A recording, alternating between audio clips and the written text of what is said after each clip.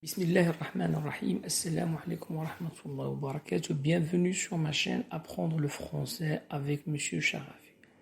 Dans cette vidéo, je vais lire et analyser le chapitre 1 du conte philosophique Candide ou l'optimisme. C'est bien. Alors, chapitre 1, famille.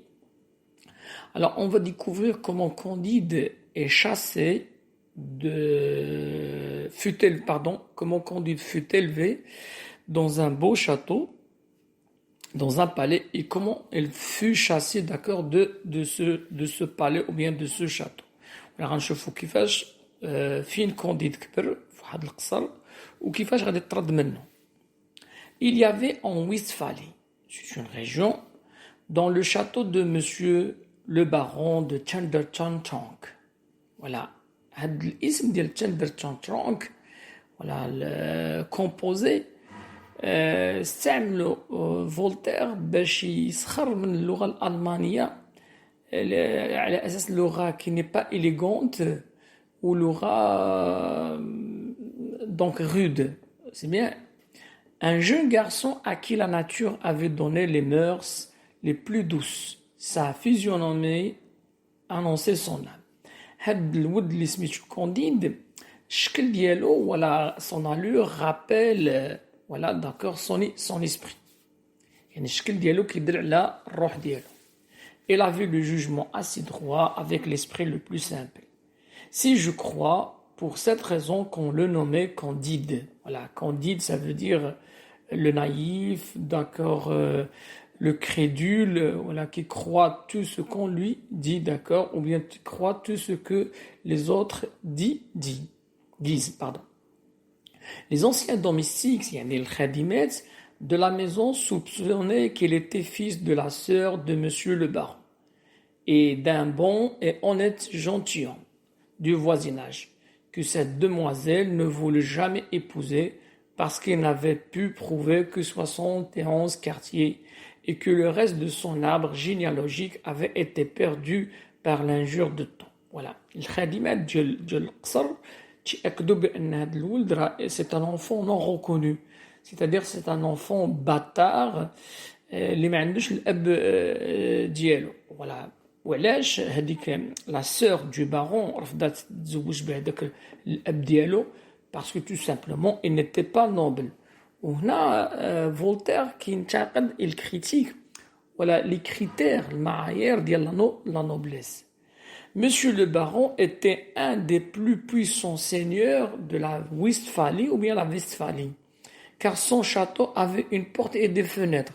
Voilà, هنا فولتير اش كيدير il critique ou bien كيعطي la noblesse des arguments faux logiques. يعني des arguments qui ne sont pas logiques كي منطق ولا شي حوايج ولكن بشي حاجة غير منطقية. Monsieur le baron était un des plus puissants seigneurs. Voilà, كان من الأسياد ديال المنطقة حقاش كان عنده قصر وباب ونوافذ. Voilà, c'est quelque chose donc qui est comique et qui est ironique. Sa grande salle même était ornée d'une tapisserie. Tous les chiens de ses basses cours composaient une meute dans le besoin. C'est palefreniers, d'accord, palefreniers هما دوك الناس اللي كيهتموا في الاسطبل بالأحصنة, d'accord, étaient ses piqueurs. Le vicaire du village était son grand aumônier. Il l'appelait tous, voilà, Monseigneur. Et il riait quand il faisait des contes, quand il raconte des sottises. C'est bien. Madame la baronne, le baron, donc il va présenter d'accord la baronne. Madame la baronne qui pesait environ 350 livres. Voilà. La grandeur de la baronne, c'est pas par son intelligence ou par sa science ou bien ses connaissances. Voilà. Parce qu'il est physiquement comment? Voilà. Parce qu'il est physiquement très enrobé ou bien grosse. 150 livres, s'attirait par là une très grande considération. On faisait les honneurs de la maison avec une dignité qui la rendait encore plus respectable. Sa fille Cunégonde, âgée de 17 ans, était haute en couleur, fraîche, grasse, appétissante. Voilà, حتى كونيغوند قدمها لنا فقط بالتخي فيزيك ولا جسديا بأنها مثيرة وبأنها d'accord appétissante d'accord. Le fils du baron paraissait honteux digne de son père. Voilà, حتى داك الولد البارون تا هو d'accord, il ressemble à son père. Le précepteur, si vous voulez, personne chargée de l'éducation, bien l'éducateur, Pangloss était l'oracle de la maison et le petit Candide écoutait ses leçons avec toute la bonne foi de son âge et de son caractère. Pangloss علاقته بكونديد كونديد كيصدق وكيامن بكاع داكشي اللي كيقول ولا داكور كي voilà donc le précepteur Pangloss il ne raisonne pas. Alors c'est quelqu'un qui est candide et qui croit d'accord à tout ce que disent les autres. وهنا اش كيدير فولتير كيدوي على داك l'asservissement aveugle à l'ancien régime. يعني هذيك الطاعة العمياء ولا النظام اللي كان هذيك الساعة. Pangloss enseignait la métaphysico-théologo-cosmolonégologie, d'accord. يعني Pangloss Voltaire qui تيسخر من هذوك ce qu'on appelle les connaissances ou bien التعاليم الدينية d'accord وهذاك الشيء ديال الميتافيزيك. Il prouvait admirablement qu'il n'y a point d'effet sans cause et que dans ce meilleur des mondes possible, le château de Monseigneur le baron était le plus beau des châteaux et Madame la meilleure des barons possibles. C'est bien. Il est démontré, disait-il, que les choses ne peuvent être autrement, car étant fait pour une fin, tout est nécessairement pour la meilleure fin. Voilà, هنا كيدوي على ديك النظريه ديال ليبنيز، نظريه التفاؤليه داكور بان هذا العالم حنا اللي فيه راه في افضل في احسن الاحوال راه هو العالم داكور الخير ولا المزيان داكور. Alors remarquez bien que les nez ont été faits pour porter les lunettes. Aussi avons-nous des lunettes. Les jambes sont visiblement instituées pour être chaussées. Et nous avons des chausses. Les pierres ont été formées pour être taillées et pour en faire des châteaux. Aussi Monseigneur a un très beau château. Le plus grand baron de la province doit être le mieux logé. Et les cochons étaient faits pour être mangés. Nous mangeons du porc toute l'année. Par conséquent, ceux qui ont avancé que tout est bien, voilà, on dit une sottise. Il fallait dire que tout est au mieux. يعني خاصنا نقولوا راه الحال الوضع اللي كاين دابا ولا هذا العالم اللي حنا فيه راه هو الافضل الاحوال.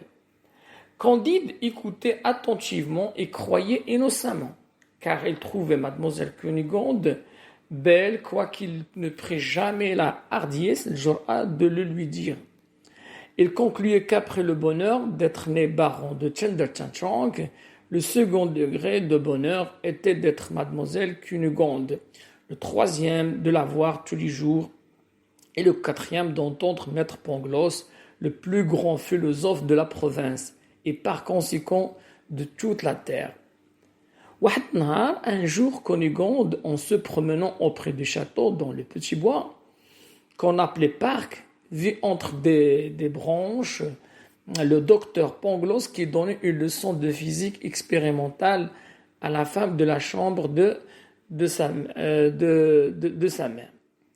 Alors, c'est une relation, donc elle a surpris, d'accord, Pangloss dans une relation, d'accord, d'amour avec, voilà, la femme de chambre de sa mère qui s'appelle Paquette.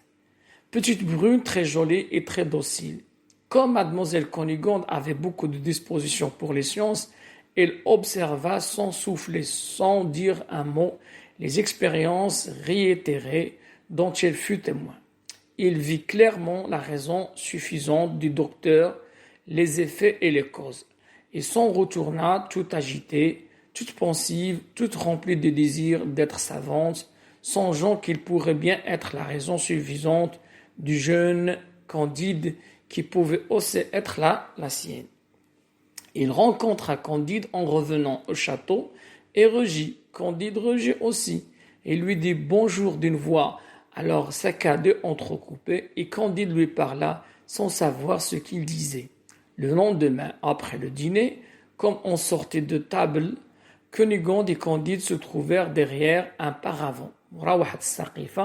Cunégonde laissa tomber son mouchoir, Candide le ramassa et lui prit innocemment la main. Le jeune homme baisa innocemment la main de la jeune demoiselle avec une vivacité, une sensibilité, une grâce toute particulière.